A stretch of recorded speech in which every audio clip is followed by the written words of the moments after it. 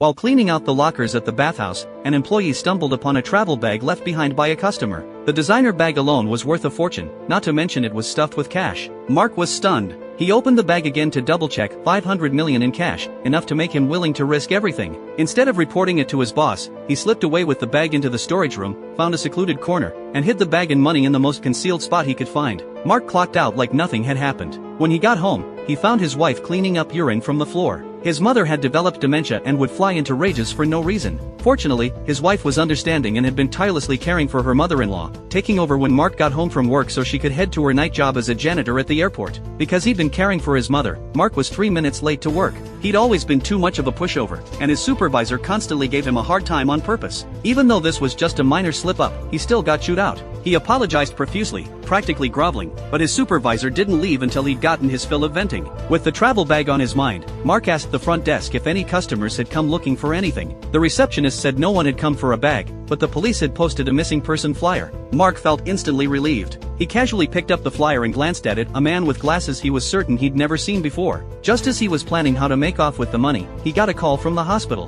His mother had had an episode and accidentally pushed his wife down the stairs. His wife had broken her leg, which meant she couldn't work and would be another financial blow to their already struggling family. Since his wife couldn't care for his mother anymore, Mark had no choice but to ask his supervisor for a few days off. But his supervisor was nothing but contemptuous and fired him on the spot over the phone. Backed into a corner with nowhere to turn, Mark wrestled with his conscience before finally deciding to keep the travel bag for himself. He rushed to the bathhouse through the pouring rain. As soon as he walked in, he saw someone new had already taken his position. Mark explained he was there to collect some personal items he'd left at work, and managed to get the storage room key from the new guy. He quickly went to the storage room, grabbed the bag, and headed for the exit. But just as he reached the door, the police stopped him. They showed him a photo and asked if he'd seen the person in it. Seeing another complete stranger, Mark hurriedly said he'd never seen him. He couldn't understand why all these random people kept disappearing lately, but with the money on his mind, he had no interest in other people's problems. His nerves were shot, he just wanted to get out of there. But then he ran right into his supervisor. The supervisor spotted the luxury brand bag and immediately grew suspicious. Luckily, the police finished their business and came out just then.